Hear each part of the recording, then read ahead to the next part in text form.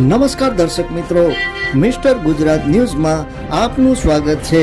ભાવનગર શહેરના હાદાનગર વિસ્તારના લોકો વારંવાર ડ્રેનેજ લાઇન ઓવરફ્લો થતા ત્રાહિમામ પોકારી રહ્યા છે।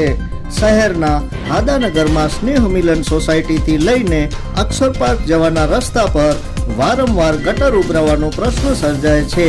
ત્યારે ફરી ગટર ઉભરાતા સ્થાનિક લોકોએ રોષ ઠાલવ્યો હતો।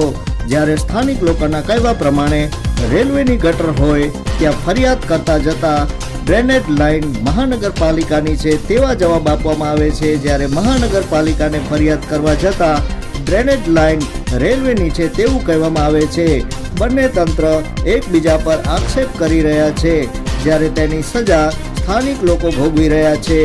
ડ્રેનેજ લાઇન લીક થવાથી ગંભીર રોગચાળો ફેલાય તે પહેલા તંત્ર દ્વારા સમસ્યાનું નિરાકરણ કરવામાં આવે તેવી સ્થાનિક લોકોમાં માંગ ઉઠી છે।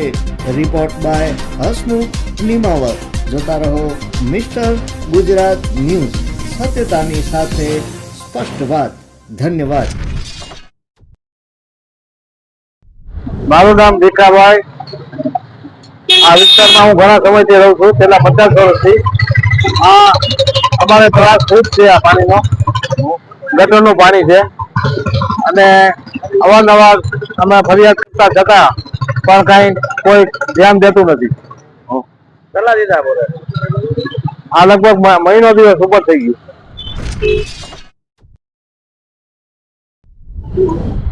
મારું નામ છે હરીફભાઈ આગરિયા। હું સ્નેહમિલન વિસ્તારમાં રહું છું।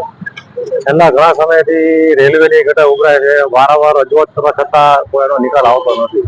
અમે એને ડીઆરએમ સાહેબને અરજી બી દી આવ્યા હતી, કોઈ છતો નિકાલ નથી।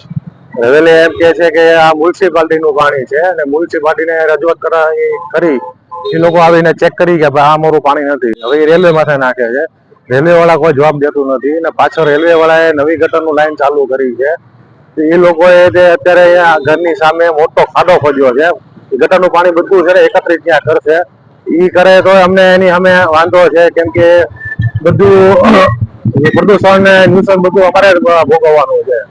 એટલે અમારી રજૂઆત એ છે કે વહેલા બને એટલું વહેલા આનું નિરાકરણ આવે, નકર ગાંધી ઇન્ડિયા માર્ગે આંદોલન કરવામાં આવશે।